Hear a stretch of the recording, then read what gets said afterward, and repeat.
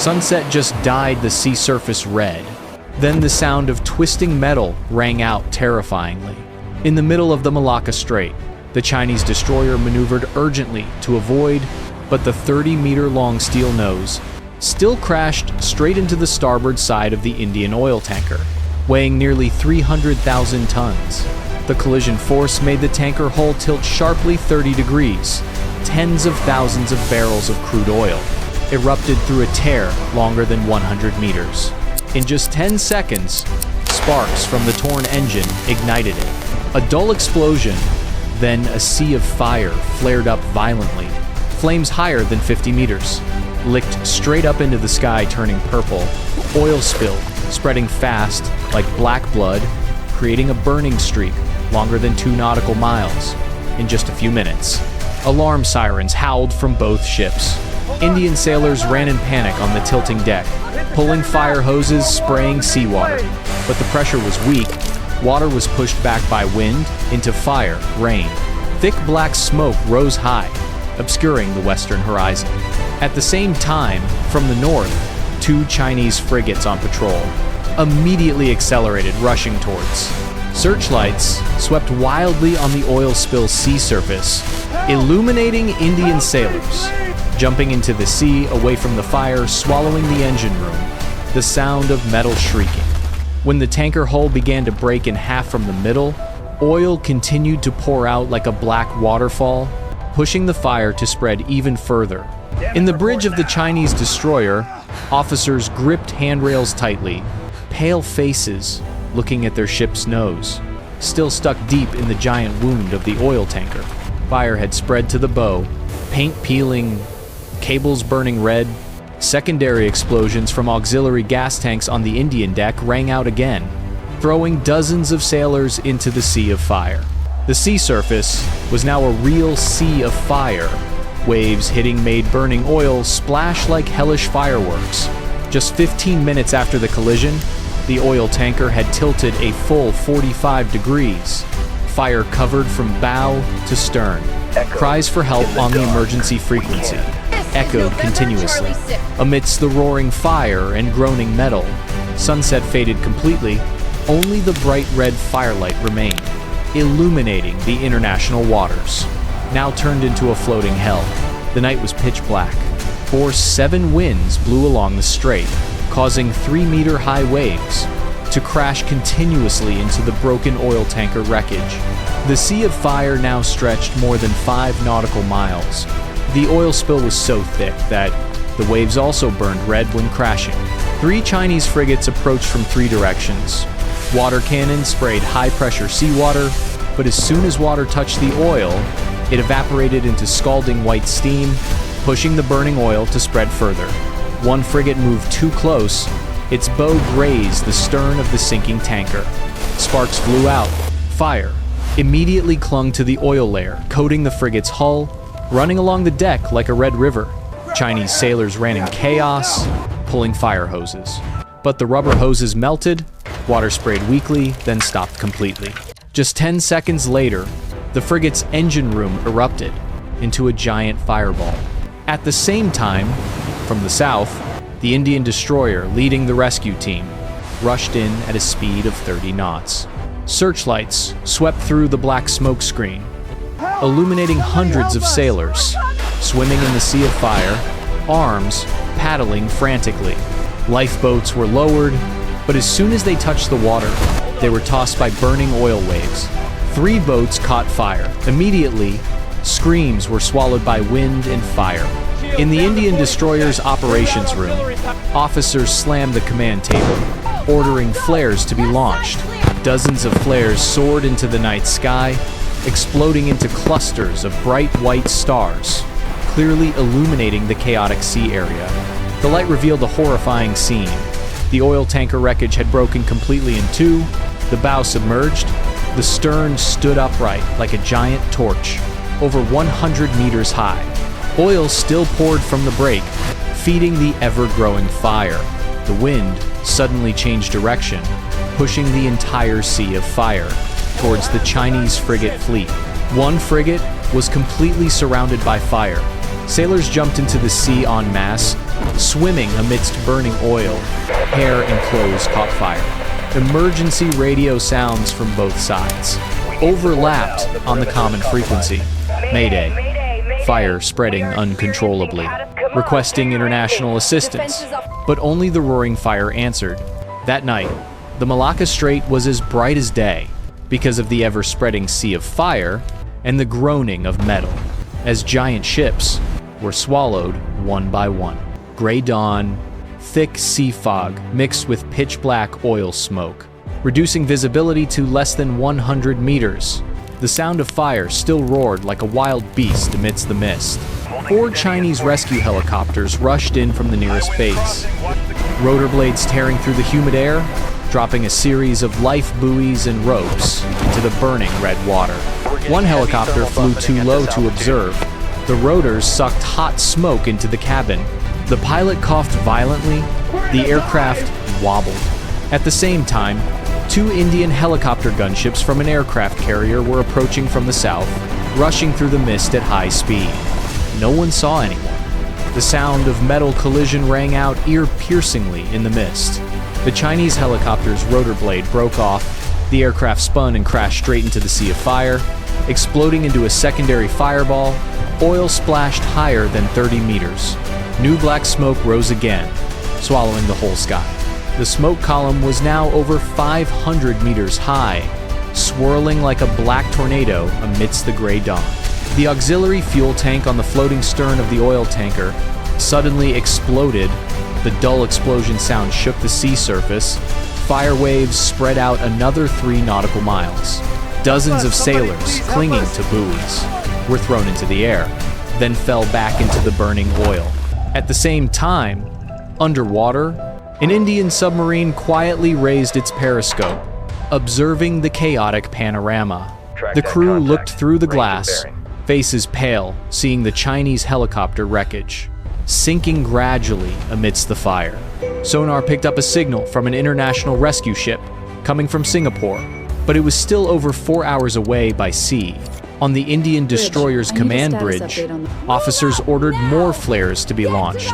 White light clusters flared up again in the mist, clearly illuminating hundreds of bodies floating in the black oil, some still raising hands weakly. The sound of rescue ship sirens began to echo from afar, but was almost drowned out by the sound of fire. Dawn had not yet fully brightened when the sea area sank into a new darkness of smoke and fog, leaving only the flickering red firelight like hell on earth. The bright noon sun was harsh. The oil-slick sea surface reflected the sunlight like a giant black mirror. A large Indian landing ship cut through waves, rushing into the burning zone, deploying 12 fire-resistant armored rescue speedboats. Sailors wearing sparkling silver fire suits rushed straight into the sea of fire at 40 knots. 2 nautical miles away, a Chinese submarine suddenly surfaced right in front of the boat convoy. Water splashed white. The shiny black conning tower stood vertically amidst the Red Sea. Loudspeakers blared in English and Mandarin. This is a restricted area. Retreat immediately. Simultaneously, warning sonar signals emitted continuously underwater, causing fish to die and float white bellies up in mass. The Indian boats did not slow down. One skimmed past the submarine conning tower just 3 meters away, throwing up waves, forcing Chinese sailors on the tower to hold on tight. Sparks from the boat exhaust shot into the oil slick, immediately creating a new fire trail longer than 100 meters. At the same time, on a small rocky island 1 nautical mile from the scene, a Chinese Marine team just landed from a helicopter. 36 men quickly seized the island peak, raising the red flag with yellow stars, and setting up a mobile radar station. They observed the panorama through binoculars, then fired a red signal flare. The area was under control. The Indian destroyer responded with a warning missile fired skyward. The projectile soared 2,000 meters high, then exploded into a blinding white burst of light. The explosion echoed, shaking the sea surface. Fire from the main blaze was pushed by wind towards the rocky island. Licking close to the island's base, black smoke covered the marine team, forcing them to wear gas masks. Underwater, The Chinese submarine emergency dived, disappearing, leaving only a white whirlpool on the Black Sea. Indian rescue boats seized the opportunity to rush to the sinking tanker wreckage. Sailors threw grappling hooks, trying to pull survivors up. But every time one person was pulled up, fire flared up from below decks, swallowing a few others. The midday sun scorched. Heat rising from the oil sea distorted the air. Metal shrieked. When the tanker's stern finally broke off completely, sinking vertically to the seabed, dragging down dozens of sailors trapped inside. Only the endless sea of fire remained, and ships from both sides standing in a circle, neither side willing to yield even as the fire continued to spread. Heavy drizzle began to pour down like tearing the sky curtain. Seawater mixed with oil created a thick black foam sticking to everything. Force 8 winds pushed the sea of fire, swirling into giant red vortices over 30 meters high. The Indian destroyer leading the rescue team could no longer hold back. A second warning missile was fired skyward, this T-IM right next to the head of the Chinese frigate, trying to squeeze into the inner circle. The projectile flew past the radar tower just 10 meters away, then exploded into a blinding white burst of light. Fragments fell onto the deck like hot iron rain. All Chinese sailors lay flat on the floor, ears ringing from the explosion. At the same time, an innocent container cargo ship was trying to squeeze through the burning zone on the southern edge. The oil slick followed the waves crawling up the ship's side. Fire immediately spread over. Just 10 seconds later, all 20,000 containers on deck caught fire. Also, simultaneously, secondary explosions from dangerous goods rang out continuously, like giant fireworks. The container ship hull tilted sharply, hundreds of containers fell into the sea of fire. Each fall was a new explosion. On the Indian destroyer command bridge, officers ordered the specialized firefighting team to advance. 2 international fireboats from Singapore just arrived.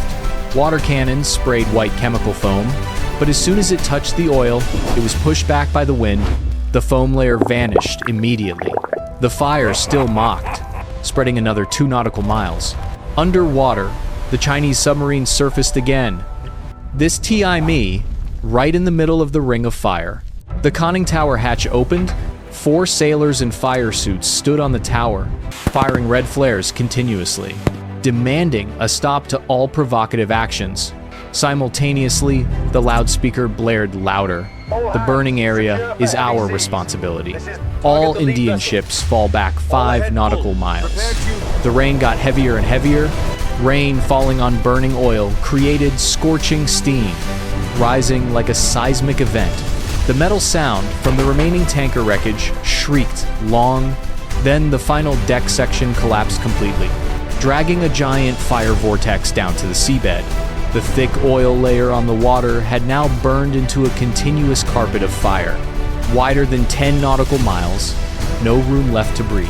2 large fleets from the 2 countries stood in 2 facing circles amidst rain and fire. Water cannons still sprayed, flares still fired, but neither side was willing to retreat even a single nautical mile. Rain poured down, fire still burned, and the international waters now only had the roar of the wind, the explosion of oil, and the sound of metal dying in the rain. Sunset red like diluted blood stretched across the burning oil sea. The fire had subsided into smoldering red patches, but black smoke still stood over 800 meters high, covering the entire western horizon. 4 Chinese heavy transport helicopters flew low, close to the water surface, rotors blowing up the thick black oil foam layer.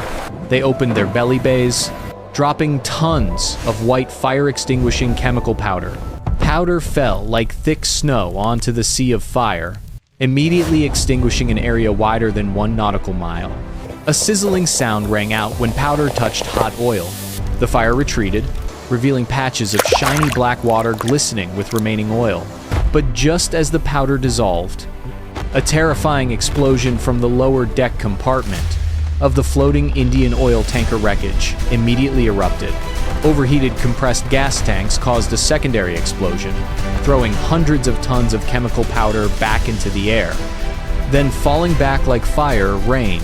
The fire flared back up more violently, swallowing 2 helicopters flying low. One spun around, then crashed straight into the sea, exploding into a second fireball. The other one tried to pull up, but the tail was licked by fire, falling sideways, 100 meters away. At the same time, from the east, the Indian patrol ship fired a series of red flares continuously into the sky. The light clusters exploded into hundreds of small fireballs, illuminating the entire chaotic sea area like daytime. Bright red light reflected on the oil spill surface, turning the entire strait into a giant pool of blood. On the Indian destroyer's command bridge, officers ordered armed helicopters to fly defensive circles. They rushed through the smoke layer, firing illumination rockets down into the burning zone, revealing the positions of Chinese rescue boats trying to approach from the north. Loudspeakers from both sides blared, overlapping again. "Stop provocative actions immediately. This is our rescue zone." The sunset wind blew hard, pushing the remaining chemical powder to drift towards the Indian fleet. Powder stuck to water cannons, clogging the water spraying system. One Indian fireboat suddenly lost pressure. The water cannon died out, just as fire flared up close to the ship's side. Panic-stricken sailors pulled the reserve hose, but it was too late. Fire followed the dry powder layer, running along the deck like a red river. Sunset faded completely. Only the bright red firelight remained, and continuous flashing flares amidst the pitch-black sky. The sound of falling helicopter engines, secondary explosions, the shrieking metal blended into a symphony of death on the elementless oil sea. Late at night, the cold wind cut the skin. The temperature dropped to 15 degrees, but the sea surface was still scorching hot. The fire had retreated into smoldering red patches over 15 nautical miles wide. The oil slick was so thick that waves could no longer crash, but only rolled slowly like black lava. Searchlights from over 30 ships on both sides swept wildly, forming white blades of light cutting through the thick smoke screen. The second Indian oil tanker, 5 nautical miles from the main scene, was suddenly overtaken by the burning oil layer. Fire crawled along the waves, clinging to the ship's side like fire snakes. Just 10 seconds later, the entire hold, containing 200,000 barrels of crude oil, erupted at once. Continuous dull explosions shook the sea surface. A column of fire over 300 meters high stood vertically in the dark night, shining so brightly that sailors 10 nautical miles away still had to squint. The nearest Chinese destroyer immediately turned around to retreat. The main engine roared at full power. Water splashed white behind the stern, but the fire waves still chased, licking close to the ship's stern. A sailor on the aft deck was wrapped in fire, turning into a living torch in the blink of an eye, then fell straight into the burning oil sea. At the same time, on the common emergency frequency, a Chinese officer's voice lowered for the first time, requesting cessation of all military actions, priority on rescue. We open the way for you to approach the south. The Indian officer's voice replied after 10 seconds of silence, agreed. Opening a 5 nautical mile corridor, no weapons. 2 fleets slowly separated, creating a wide corridor amidst the sea of fire. International rescue ships from Singapore and Malaysia seized the chance to rush in. Water cannons sprayed white chemical foam, this TI unobstructed. Sailors from both sides lowered speedboats together, throwing ropes together, pulling people up together from the hot black water. No more warning loudspeakers, only the roar of main engines. And people calling each other amidst the fire remained.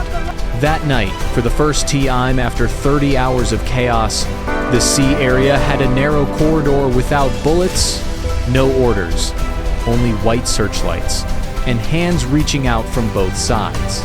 Fire still burned, but at least humans had stopped shooting each other amidst the oil hell. Morning fog thickened again, freezing cold and pitch black from uncleared oil smoke. Visibility was down to just 50 meters. The smoldering fire sounded like the breath of a sleeping giant beast. 4 large Indian water bombers from Chennai base flew so low their propellers almost touched the sea surface, then opened their bays simultaneously. Hundreds of tons of seawater were dropped like a gray waterfall. Water crushed the main fire. A terrifying sizzling sound rang out across the 10 nautical mile sea area. The oil layer was pressed down. The fire extinguished into fading red patches. Only white smoke billowed up intensely.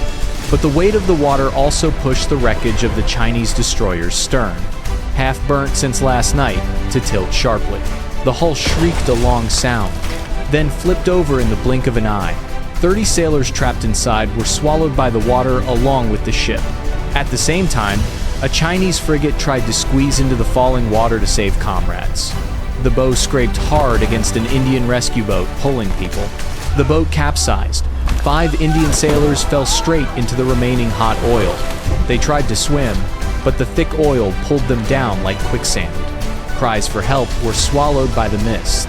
On the command deck of the Indian aircraft carrier, 10 nautical miles away, officers silently watched the radar screen. Hundreds of red dots were people floating in the black water. The order was issued coldly. Continue water drop wave 2. Priority complete fire suppression.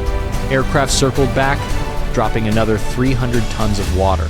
This time, the entire main fire was extinguished completely. Only a few flames licked at floating debris. When the mist faded gradually, the sea surface appeared like a metal graveyard. The broken oil tanker wreckage, the capsized Chinese destroyer wreckage, dozens of charred black boats, and hundreds of life buoys floating with no one holding on. The oil spill layer was still thick, but the fire was silent. Only the sound of aircraft propellers and water gently lapping against sunken ships remained. The sultry noon, the sun hung overhead like a white furnace, heat rising from the oil slick, distorting the air into rippling waves. The most intact Chinese frigate reapproached the half-sunken Indian oil tanker wreckage, lowering a giant 70-meter crane, trying to pull the floating stern. 15-centimeter thick steel cables tightened onto the oil tanker's frame. The winch roared. Black smoke spewed from the exhaust. The oil tanker hull shrieked terrifyingly, then suddenly broke in two for the last time. The cable snapped with a dry pop. The cable end whipped back like a red-hot iron whip, sweeping clean half the frigate's deck. 13 sailors were thrown into the thick oil sea, without time to utter a sound. At the same time, under the pitch-black water, a 12-man Indian dive team wearing heavy oil-resistant suits silently approached the seabed. Flashlights beamed through the thick oil layer, revealing dozens of large cracks on the sunken tanker hull. Crude oil still leaked out in pitch-black streams, forming underwater oil smoke columns over 20 meters high. A diver raised a hand to signal. Leakage exceeds 3,000 barrels per hour. The environmental threat has exceeded disaster levels. On the sea surface, the Indian destroyer fired a series of green international signal flares, requiring all civilian ships to isolate 50 nautical miles. The echoing explosion made the oil layer vibrate in waves. The Chinese frigate did not respond, only silently lowered more speedboats to pick up the bodies of comrades struck by the cable. A light wind rose from the south, pushing the thick oil slick straight towards India's Nicobar Islands. Officers on command decks of both sides silently watched the giant black streak together, moving slowly, like a ghost under the harsh sun. No one ordered to fire anymore. Only the intermittent sound of the winch and the sound of water lapping against the dead ship remained. Late afternoon light breeze, the sea gradually fell silent, like a shiny black oil carpet, stretching more than 20 nautical miles. The fire was completely out. Only a few white smoke trails drifted lazily up. From semi-submerged ship hull fragments, dozens of international rescue ships from Singapore, Malaysia, Japan, and the US silently formed a large circle, all searchlights turned off, leaving only warm yellow deck lights. The remaining Indian destroyer and Chinese frigate anchored exactly 500 meters apart. No searchlights, no loudspeakers, no weapon signals. A small speedboat bearing a white flag from the Indian side quietly advanced to the middle of the gap. 6 officers from both sides stepped onto the boat deck, no rank insignias, no weapons, only carrying thick file folders and water bottles. They shook hands amidst the strong smell of oil, then signed the temporary agreement together to cease all military actions and coordinate oil spill cleanup. At the same time, a large transport helicopter bearing the UN insignia began dropping oil booms tens of kilometers long, forming a giant belt around the disaster zone. Drones flew low, spreading oil-absorbent powder. The Black Sea surface gradually turned pale gray. The steady sound of propellers completely replaced the explosions and shrieking metal. Sunset faded gradually. Darkness fell peacefully. For the first time after 4 days of chaos, no more alarm sirens, no more flares, no more warning loudspeakers. Only the sound of water gently lapping against the ship's side, and the crackling radio announcing, "The fire zone has been controlled. Beginning environmental cleanup phase." Officers on command decks of both sides turned off radar screens together, looked out together at the Black Sea, being gradually illuminated by international rescue lights. No one said anything, but everyone knew the collision was over. Only oil spills, shipwrecks, and endless diplomatic reports that would be written under meeting room lights for months to come.